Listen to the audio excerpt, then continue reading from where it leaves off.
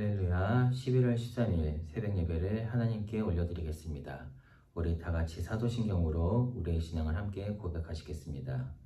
전능하사 천지를 만드신 하나님 아버지를 내가 믿사오며 그 외아들 우리 주 예수 그리스도를 믿사오니 이는 성령으로 잉태하사 동정녀 마리아에게 나시고 본디오 빌라도에게 고난을 받으사 십자가에 못 박혀 죽으시고 장사한 지 사흘 만에 죽은 자 가운데서 다시 살아나시며 하늘에 오르사 전능하신 하나님 우편에 앉아 계시다가 저리로서 산자와 죽은 자를 심판하러 오시리라. 성령을 믿사오며 거룩한 공회와 성도가 서로 교통하는 것과 죄를 사하여 주시는 것과 몸이 다시 사는 것과 영원히 사는 것을 믿사옵나이다. 아멘. 오늘 함께 보실 하나님 말씀은 디모데후서 1장 9절에서 18절 말씀입니다. 제가 봉독하겠습니다. 하나님이 우리를 구원하사 거룩하신 소명으로 부르심은 우리의 행위대로 하심이 아니요 오직 자기의 뜻과 영원 전부터 그리스도 예수 안에서 우리에게 주신 은혜대로 하심이라. 이제는 우리 구주 그리스도 예수의 나타나심으로 말미암아 나타났으니 그는 사망을 패하시고 복음으로써 생명과 썩지 아니할 것을 드러내신지라.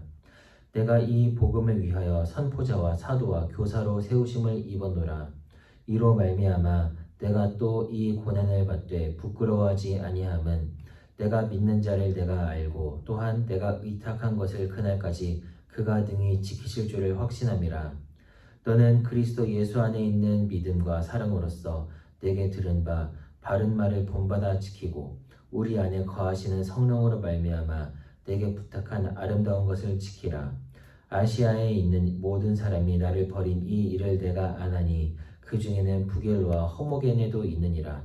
원하건대 주께서 오네시보르의 집에 긍휼을 베푸시옵소서. 그가 나를 자주 격려해주고 내가 사슬에 매인 것을 부끄러워하지 아니하고 로마에 있을 때에 나를 부지런히 찾아와 만났음이라. 원하건대 주께서 그로 하여금 그 날에 주의 긍휼을 입게 하여 주옵소서. 또 그가 에베소에서 많이 봉사한 것을 내가 잘 아느니라. 아멘.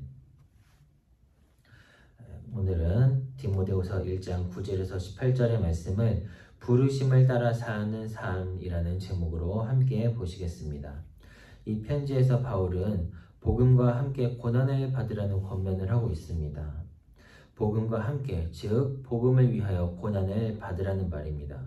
복음을 위하여 고난을 받으라고 할 때 그 앞에 붙는 말이 있어요. 바로 하나님의 능력을 따라 라는 말이 앞에 붙습니다.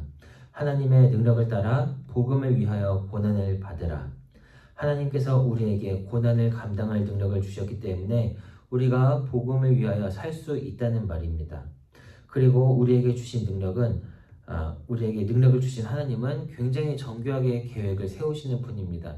그냥 그때그때 닥치는 상황에 맞춰서 우리에게 이거 해봐라 저거 해봐라 주먹구구식으로 우리의 등을 떠미시는 그런 분이 아닙니다. 그리고 우리를 구원하기 위한 계획을 창세 전부터 세우시고 차근차근 이뤄나가시는 분이에요. 그래서 오늘 말씀에 이렇게 나옵니다. 하나님이 우리를 구원하사 거룩하신 소명으로 부르심은 우리의 행위대로 하심이 아니요 오직 자기의 뜻과 영원 전부터 그리스도 예수 안에서 우리에게 주신 은혜대로 하심이라. 하나님은 우리를 구원하시고 구원을 전파할 사명을 우리에게 주셨습니다. 우리가 구원을 받을 수 있는 이유는 우리에게 무슨 자격이나 능력이나 공로가 있어서가 아니라 하나님께서 영원 전부터 우리를 그리스도 예수 안에 있는 예수 안에 속한 자로 미리 택해 두셨기 때문입니다. 네, 예수님도 영원 전부터 하나님과 함께 계신 분입니다. 그리고 이제 하나님의 구원 계획이 진행되도록 이 땅에 오셔서 죽음을 이기시고 부활하심으로 모든 인간에게 죄로 인해 영원한 죽음이 예정되어 있던 상황이 이제는 완전히 바뀌어 버렸습니다. 이제 우리에게도 생명이 있고 그 생명이 영원한 것입니다. 다시 정리하면 하나님께서 우리를 구원하실 계획을 창세 전부터 세우시고 하나님의 독생자를 통해 그 계획을 실행하시고 그 계획을 요약한 내용이 예수는 구원자 그리스도이시다라는 말씀이고 예수 그리스도를 믿는 믿음을 통해 예수는 그리스도이심을 믿는 믿음을 통해 우리는 구원과 영생을 누리게 되는데 이 모든 유익이 우리가 노력해야 얻어낼 수 있는 것이 아니라 하나님께서 이미 값없이 은혜로 베푸셨다는 거예요. 이것이 복음의 핵심을 요약한 내용입니다. 바울은 이 복음을 전하는 일에 선포자로, 사도로, 교사로 세우심을 받아서 계속해서 전하러 다니고 가르쳤습니다. 그러다 지금은 감옥에 갇혀서 죽음을 기다리고 있습니다. 그런데 부끄럽지 않다는 거예요. 후회하지 않는다는 것이죠. 지금까지 그랬던 것처럼 남은 인생도 부르심에 충성하다 죽겠다는 것입니다. 우리가 요즘 교회에서 하나님의 부르심에는 후회하심이 없네라는 찬양을 종종 부르고 있어요. 하나님께서 우리를 부르실 땐 그냥 얘한테 한번 이거 시켜볼까? 시켜보고 안 되면 말지 뭐 다른 애한테 시켜볼까? 이런 태도로 부르시는 게 아니라 하나님은 완전한 계획을 세우시고 그 계획 안에서 우리에게 가장 적합한 일, 우리가 할 일, 그리고 할 수 있는 일을 적합하게 정확하게 배정하시고 거기에 맞게 우리를 각각의 자리로 부르시기 때문에 하나님에게는 하나님이 하시는 일에는 후회가 있을 수 없습니다. 부르신 하나님께서 후회하시지 않으시는데 부르심을 받은 우리가 무슨 후회를 하겠어요? 물론 우리가 하는 일을 돌이켜보면 조금 아쉬울 때도 있고 더 잘했으면 좋았을 걸, 더 준비해 볼 걸 이런 생각이 들 수 있겠지만 우리는 하나님의 종으로서 부르심을 받았고 우리 자신이 보기엔 종으로서 부족했지만 주인이신 하나님이 괜찮다고 하시는데 그게 무슨 문제가 되겠습니까?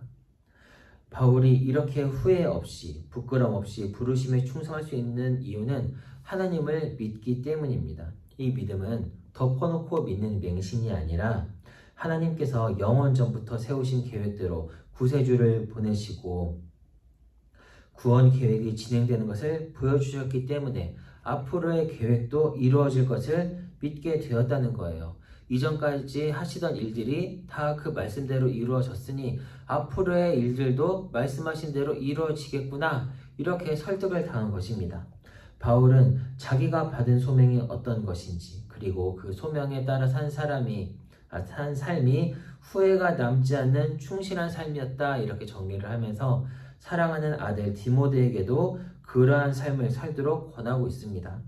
너는 그리스도 예수 안에 있는 믿음과 사랑으로서 내게 들은 바 바른 말을 본받아 지키고 우리 안에 거하시는 성령으로 말미암아 내게 부탁한 아름다운 것을 지키라. 아멘. 디모데는 비록 바울과 혈연 관계는 아니지만 바울이 자기 아들처럼 사랑하는 아들로서 대하는 사람입니다. 아들은 아버지의 것을 물려받습니다. 디모데는 바울로부터 무엇을 물려받습니까? 그리스도 예수 안에 있는 믿음과 사랑으로서 들은 바른 말과 바울에게 부탁받은 아름다운 것입니다. 다시 말하면 복음을 받았고요. 복음을 물려받았고 그리고 복음을 전하는 사명을 물려받았습니다. 바울은 이 복음을 하나님께로부터 받고 하나님께 부탁받고 전하는 사명을 감당했습니다. 이제는 그 후대에게 자기의 사명을 물려주고 있습니다. 바울이 온갖 고난을 감수하면서 자기의 생명까지 다 바쳐가면서 감당한 사명을 디모데도 그렇게 감당할 것을 부탁하면서 전하고 있어요. 사랑하는 아들에게 이런 부탁하는 게 쉽지가 않겠죠. 대부분의 부모는 자기 인생의 아쉬운 점들을 떠올리면서 너는 나처럼 살지 말아라. 너는 나보다 더 잘 살아라. 더 행복하게 살아라. 이렇게 조언을 합니다. 내가 이렇게 살아보니 인생에 후회 하나 남지 않고 참 좋았더라. 너도 나처럼 살아라. 이렇게 권할 수 있는 부모가 많지 않다는 것이죠. 그런데 바울은 하나님께 부르심을 받아 예수 그리스도의 복음을 전하는 사명이 무슨 대가를 치르더라도 감당할 만큼 귀함으로 너도 그렇게 살라 이렇게 권하고 있습니다. 이런 사명은 사실 아무나 감당할 수가 없습니다. 준비가 되어 있어야 감당을 할 수가 있죠. 믿음으로 잘 자라서 말씀으로 자신을 무장하고 헌신할 각오가 굳게 세워져 있어야만 이러한 삶을 감당하라고 권면을 받을 수가 있는 것입니다. 그렇지 않은 많은 사람들은 바울의 처지를 보고 다 흩어져 버렸습니다. 아시아에 있는 모든 사람이 바울을 버렸다고 합니다. 복음 때문에 고난당하는 바울을 부끄러워한 거예요. 나는 저렇게 되지 말아야겠다. 나는 예수님의 복음 위해서 예수님을 믿기는 믿지만 복음을 위해서 저렇게는 되지 말아야겠다. 저게 무슨 망신이냐, 저 인생 얼마나 잘못된 것이냐, 무슨 고생이냐, 이렇게 말하면서 다 떠나버렸다는 것이죠. 그 중에는 부겔로와 허모게네라는 사람도 있었다고 합니다. 이 사람들이 어떤 사람들인지는 사실 잘 모릅니다. 그런데 아마도 성실한 사람들이었겠죠. 믿음이 좋다고 인정받는 사람들이었겠죠. 그런데 그런 사람들까지도 다 바울을 버리고 도망가 버렸다. 믿음이 좋은 것처럼 보이는 사람도 도망가 버렸다. 이렇게 말을 하고 있는 거예요. 자, 그런데 그런 중에도 바울을 버리지 않고 헌신한 오네시모로 같은 사람도 있었습니다. 바울의 고난이 복음으로 인한 것을 부끄러워하지 않고 부지런히 바울을 찾으면서 바울을 돌보고 사역에 동참했습니다. 바울이 이런 두 부류의 사람을 말하는 이유는 고난을 당할 때 많은 사람이 떠나가지만 그 중에도 사역의 귀함을 인정하고 동참하는 사람을 하나님께서 반드시 예비하시니 두려워하지 말고 사역 감당하라고 격려하고 있는 것입니다. 오늘 말씀에서 바울은 디모데에게 어려운 권면을 하고 있습니다. 성경에 나오는 많은 권면들이 사실 쉽지가 않아요. 듣기에는 내용은 쉬운데 직접 실천하기에는 어려운 권면들이 많습니다. 그런데 그 중에서도 디모데 후서에서 바울이 하고 있는 권면은 더 그렇죠. 복음을 전하다가 사형을 앞둔 바울이 그럼에도 불구하고 복음 전하는 삶을 사는 것이 좋다고 권유하고 있는 것이니까요. 그러나 죽고 사는 문제가 가장 중요해 보이는 이 세상에서도, 먹고 사는 것보다 더 우선되는 게 없는 것 같은 이 세상에서도 사실 생명보다 더 귀한 가치가 있다는 것입니다. 그 가치가 바로 복음이고, 이 복음은 우리에게 영원한 생명을 주시는 하나님의 계획입니다. 영원한 생명 앞에서는 이 땅에서 누리는 모든 것들이 다 초라할 수밖에 없죠. 영원한 것 앞에서 한순간밖에 존재하지 않는 것이 얼마나 허망한 것들이고 가치가 없는 것이겠습니까? 우리는 지금 이 땅에서 살고 있으니까 이 땅의 것들이 전부인 것 같고 그것들이 대단해 보입니다. 그렇지만 그렇기 때문에 하나님은 계속해서 우리가 이 땅에 잠시 속한 그런 존재가 아니라, 잠시 속하다 끝나는 존재가 아니라 하나님의 영원한 계획에 포함된 존재들이며 앞으로도 하나님과 함께 영생을 누릴 것을 계속해서 말씀하시면서 우리를 설득하고 계십니다. 바울은 그런 설득을 당한 사람이에요. 그리고 그렇게 설득당한 삶을 살아보니 너무나 좋았다, 이렇게 깨달은 사람입니다. 그래서 자기의 후대 사람들에게도 자기처럼 살 것을 권하고 있습니다. 그 권면이 지금 우리에게까지 이어져 오고 있어요. 우리도 그런 삶을 살아가게 되기를 소망합니다. 억지로 끌려가게 되는 것이 아니라 기쁨으로 하나님과 동행하는 삶을 사시기를 원합니다. 믿음을 지키며 하루하루를 성실히 살아가고 믿음의 동역자들을 서로 보살피고 위로하는 우리 모두가 되기를 주님의 이름으로 축원합니다. 우리 말씀 생각하면서 이렇게 함께 기도하도록 하겠습니다.